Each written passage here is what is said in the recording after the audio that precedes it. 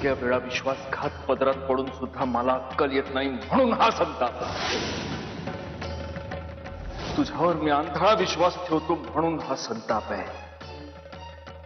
तुझ्या गोड आणि निरागस चेहऱ्यामागचा विकृत आणि पाताळयंत्री चेहरा मला दिसत नाही, म्हणून हा संताप आहे.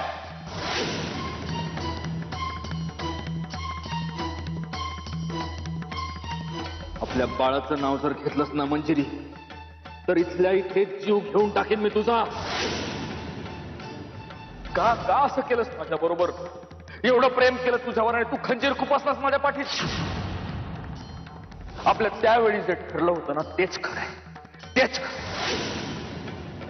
माझ्या बाळाला जन्म दिल्यानंतर त्या क्षणी त्या दिवशी माझ्या आणि माझ्या बाळाच्या आयुष्यातून निघून जायचं. मुधोळकरांच्या घराण्याला लागलेला शाप आहे हा. कुठल्याही सुनेच्या नशिबात सुख नाही. या आयुष्यभर मी भोगला, आता मंजिरीच्या नशिबाला बनवास. काही करू शकत नाही आपण तिच्याशी, काही करू शकत नाही. सटवाईनं 5वीला पुजलंय दुःख तिच्या. शाले गप्प बस, काहीतरी बडबड करू नका. हे खूळ कोणी भरवलं तुझ्या डोक्यात? चारेसारखी बडबड करू नका येड्यासारखी. मी आम्ही मुधोळकरांची सून आहे नव, हा? म्या नव्हते सुखी. अगं पोरी, सुख मानण्यावर असते. आपण चांगलं वागलो नव की समजा जग चांगलं असते. हो ना? मग मंजिरी अशी काय वाईट वागली हो कुणाशी? असा काय दुष्टपणा केला तिने की तिच्या नशिबाला हे भोग यावे? सगळेजण तिच्या बरोबर तुसड्यासारखे वागत होते, तिचा अपमान करत होते. सत्य तिचं नाव पण घ्यायला तयार नव्हता. तरी सुद्धा पोरीने चांगुलपणाची कास सोडली नाही, जीव लावत राहिली सगळ्यांवर. माझ्या सकट सगळं जग वाईट वागलं तिच्याशी. अगं पोरी, कसं समजावू म्या तुला? अगं चांगल्या माणसाने देवाच्या परीक्षेला तोंड द्यावं लागते. असंच असतंय जीवन. मग खोटा आहे तुमचा परमेश्वर. पुण्याई, सात्विकपणा, प्रामाणिकपणा याला काही किंमतच नाहीये जगामध्ये. झाले पुरे सासूबाई, पुरे. या असल्या पोकळ शब्दांनी नका म्हणजे समजूत करू. आता देवाने सरडीचा डाव मांडल्यावर गारणं तरी कुणा पुढे घालायचं? शाले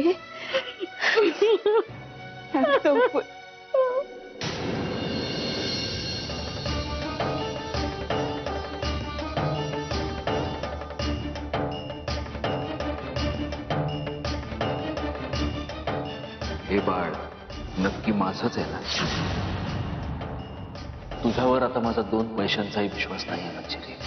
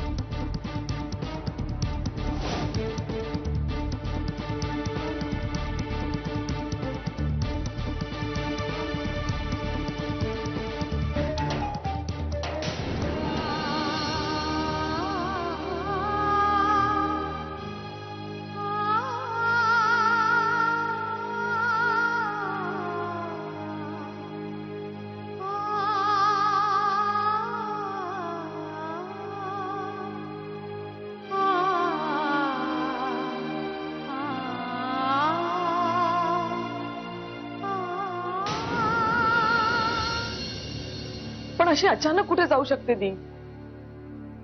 मी माझे सोर्सेस लावून शोधण्याचा खूप प्रयत्न केलाय, पण वहिनींचा कुठेच काहीच पत्ता लागत नाही. अरे पण जर तिला तिथे काही प्रॉब्लेम असेल तर तिने सरळ इकडे येऊन राहायला हवं होतं ना. किमान बाबांकडे तरी जायला हवं होतं. आपल्याच माणसांचा जीव टांगणीला लावण्यात काय अर्थ आहे? नाही मधुरा, वहिनी तसं कधीच करणार नाही.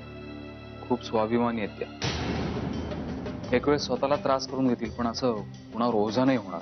अरे पण बाळ आहे आपल्यासोबत, एवढं तरी लक्षात घ्यायला हवं होतं ना तिने.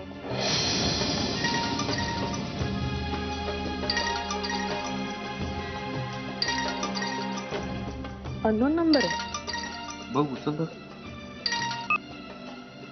हॅलो हॅलो मधुरा, मी बोलते मंजिरी. दी. दी अगं कुठे आहेस तू? तू तू कशी आहेस मला सांग. आणि तू कुठून बोलतेस? तू मधुरा, मधुरा शांत हो आधी. मी सुखरूप आहे. मी सुद्धा आणि माझं बाळ सुद्धा. तू काळजी घेतेस ना स्वतःची? हो. तुझ्याशिवाय मी कशी असणार आहे कधी? तू जिथे कुठे असशील तिकडून परत ये ना ग प्लीज. मला तुला भेटायचंय. ये ना. ते ठाऊक आहे मला, म्हणून तुला फोन केला ना मी मधुरा. हे बघ, बाबांना सांग की आमच्या दोघींची काळजी नका करू. आम्ही सुखरूप आहोत. घडलेल्या सगळ्या गोष्टींचं खूप टेन्शन घेतलं असेल त्यांनी.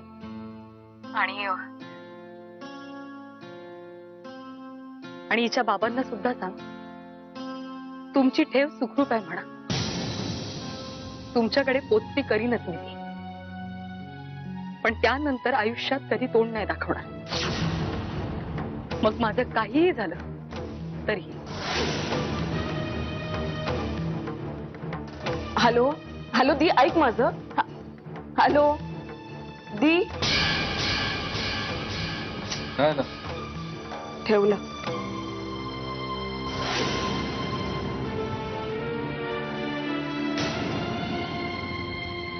ते मला ट्राय करू दे.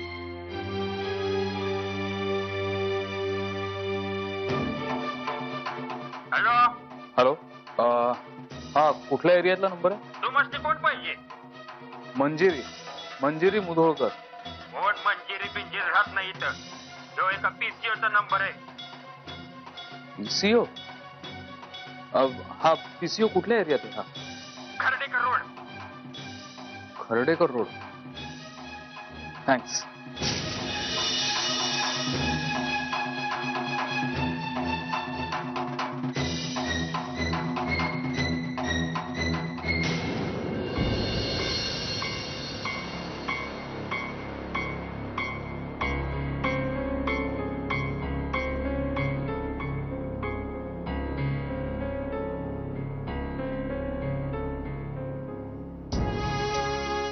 सत्या, काय झालं रे? मंजिरीची काही खबर? नाही, अजून काहीच पत्ता नाही लागला. सगळीकडे शोधलं पण काहीच उपयोग नाही. माझ्या मुलीला घेऊन हे कुठे गेले काहीच कळायला मार्ग नाही. एकदा सापडू दे, मग मी तिचं. सत्या, हे बघ सत्यजित, मला खरं खरं सांग, काय झालंय तुम्हा दोघांमध्ये? हा, तू मंजिरीशी असं का वागतोयस? काल रात्री तू कुठे होतास? ज्या बाळासाठी तू एवढा आतुर झाला होतास ते बाळ आलंय या जगात, पण तरी तुम्हा दोघांमध्ये काय झालंय? काय बिनसलंय? आई,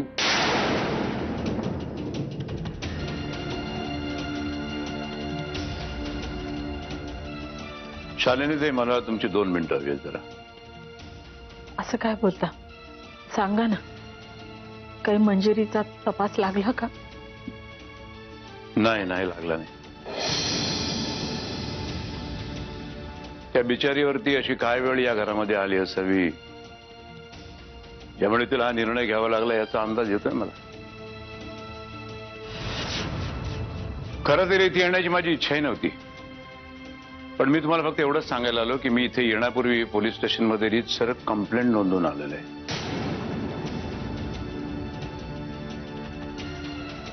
अगदी वरपर्यंत सुद्धा बोलणं झालेलं आहे माझं व्यवस्थित. पोलीस शोध घ्यायला लागले सुद्धा. बघू लागेल लागेल मंजिरीचा शोध लागेल. हो, लागायलाच हवा. मीही देवाला साकडं घातलंय तसं. निघतो मी. फक्त ही गोष्ट तुमच्या कानावर घालणं गरजेचं वाटलं ना, म्हणून फक्त आलो मी इथे. बरं केलं, नाहीतर माझ्याही जीवाला घोर लागून राहिला असता. निघतो मी.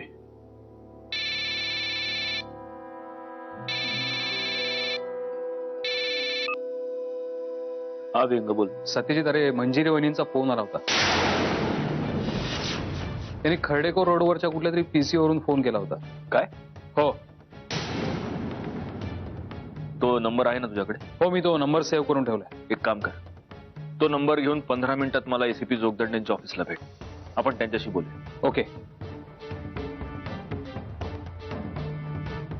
सत्या, काय म्हणाला विहंग? सरनाईक साहेबांच्या पळून गेलेल्या मुलीनं मधुराला फोन केला होता आणि तो फोन तिनं खर्डेकर रोडवरच्या एका पीसीओ वरनं केला होता. तेच सांगत होता विहंग. आणि कसं आहे आई, सरनाईक साहेबांच्या पोलिसात मोठमोठ्या ओळखी आहेत, पण काही लहान मोठ्या ओळखी आपल्याही आहेत. एसीपी जोगदंडेंना भेटतोय. सांभाळून जा.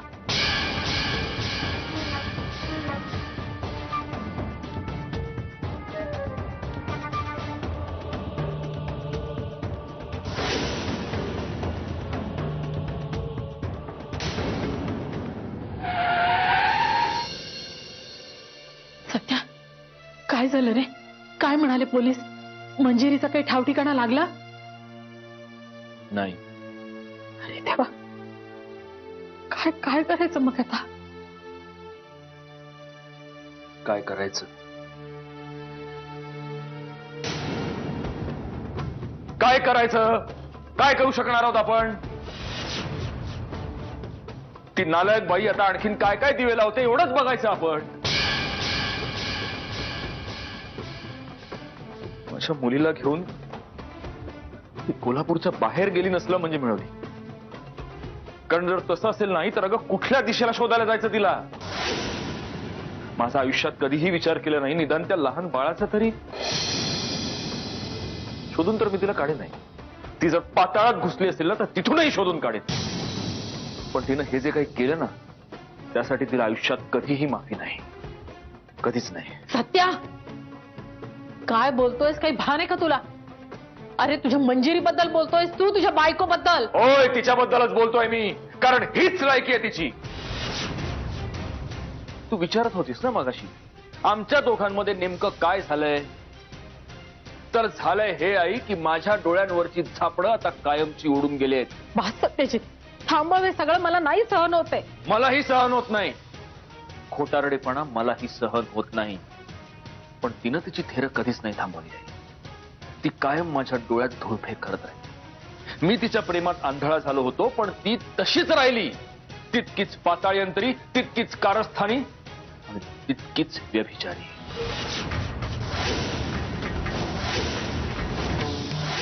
काय झालंय सत्याजित? अरे तू मंजिरी बद्दल असं का बोलतोस बाबा? शुद्धीत आहेस का रे तू? आधी नव्हतो, आत्ता आलोय. तुझ्या लाडक्या मंजिरीनं मला खाडकन स्वप्नातून जागा केली. आई, त्या आशिषचा वेडेपणा एक ढोंग होतं. एक असं ढोंग जे मंजिरीनं रचलं होतं. तिचं ते सतत प्रेमळ सालस बोलणं वागणं हा फक्त एक देखावा होता. तिचे त्या आशिष बरोबर तेव्हाही संबंध होते आणि आता या क्षणालाही आहेत. नाही सत्याजित, तुझा काहीतरी गैरसमज होतोय. हे खोटं आहे सगळं. मी बोललेला शब्द न शब्द खोटा असेल नाही तर या जगातला सगळ्यात भाग्यवान पुरुष मीच आहे. नाही रे सत्याजित, असं नाहीये. हे बघ, तुम्हा दोघांमध्ये पुन्हा सगळं नीट होईल. मंजिरी येईल परत. ती तुझ्याशिवाय नाही राहू शकत रे. आई प्लीज, आता ही खोटी आशा तू दाखवू नकोस मला. आणि ती जगली काय मेली काय मला काहीही फरक पडत नाही. माझा संबंध फक्त आणि फक्त माझ्या मुलीशी आहे. आणि तू सुद्धा एक गोष्ट लक्षात घे, मंजिरी पळून गेली कारण ती गुन्हेगार आहे आणि तिचा गुन्हा पकडला गेला. सगळं सगळं मी माझ्या डोळ्यांनी पाहिलंय आणि कानांनी ऐकलंय. चुकतोय सध्या तू, फार मोठी चूक करतोयस. अजूनही सांभाळ स्वतःला. मंजिरी कधीच खोटी नव्हती रे, ती खरी आहे. माझा तिच्यावरचा विश्वास खरा आहे. तू काय पाहिलंस काय ऐकलंस मला माहित नाही, पण ती तुझी कधीच फसवणूक करत नव्हती.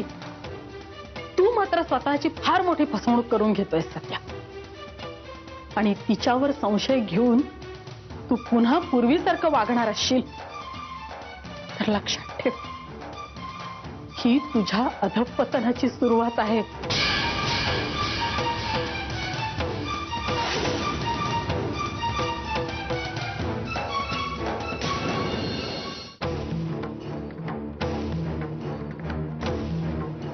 ही मुलगी आणि हा मुलगा या दोघांना शोधून काढायचंय. यांच्याबरोबर एक तान्हं बाळही असेल. कुठल्याही परिस्थितीत त्या बाळाला काहीही होता कामा नये. ही दोघं जगाच्या पाठीवर कुठेही असली तरी त्यांना शोधून काढ. वाटेल तितका पैसा होताला मी तयार आहे. कळलं? काम झालंच म्हणून समजा.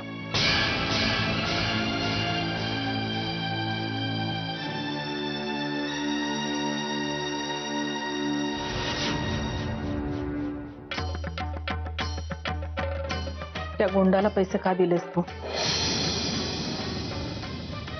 सत्या, मी तुझ्याशी बोलतीये. तू मंजिरीच्या जीवाला काही काहीतरी बरं वाईट करायला खूप आवडलं असतं आई, पण सध्या फक्त तिला शोधण्याची सुपारी दिली आहे. तरी पण एका गुंडाला? मग काय करू? सगळे पर्याय झाले, सगळे मार्ग थकले. आता अजून काय करू? पोलिसात गेलो, स्वतः वणवण शोधलं. तू म्हणत असशील तर उद्या पेपरमध्ये जाऊन जाहिरात देतो की माझी बायको तिच्या याराबरोबर माझ्या मुलीला घेऊन पळून गेली आहे. काहीतरी वेड्यासारखं बोलू नको सतीश. जरा विचाराने वाग. मंजिरी बद्दल तुझा फक्त गैरसमज झालाय, दुसरं काही नाही रे. आई, तू आणखीन किती दिवस हेच शब्द वापरून माझी समजूत घालणार आहेस? माझं ऐकशील तर तू सुद्धा हा मूर्खपणा आता सोडून दे. मला वाटलं होतं तू बदललायस. मंजिरीने तुला बदलायला भाग पाडलाय, पण आज मला कळतंय ही पोर सबशेल हरलीये रे. हे सगळं करताना तुझ्यातला संशय, हट्ट, दुराग्रह जसाच्या तसा आहे. जगातला सगळ्यात चांगला नवरा होऊन दाखवेन असं वचन दिलं होतं तिला, आणि पदरात मग काय पडलं? एका अर्थी जे झालं ते बरंच झालं नाही. मंजिरीचे खरं तर मी आभार मानायला पाहिजेत, कारण तो सत्यजित भाबडा होता, आणि भाबड्या लोकांची या जगात कुठेच जागा नसते. हा सत्यजित खरा आहे, हाच सत्यजित योग्य आहे. तुम्हाला जर झेपत असेल तर घ्या, आणि जर झेपत नसेल तर तो तुमचा प्रॉब्लेम आहे.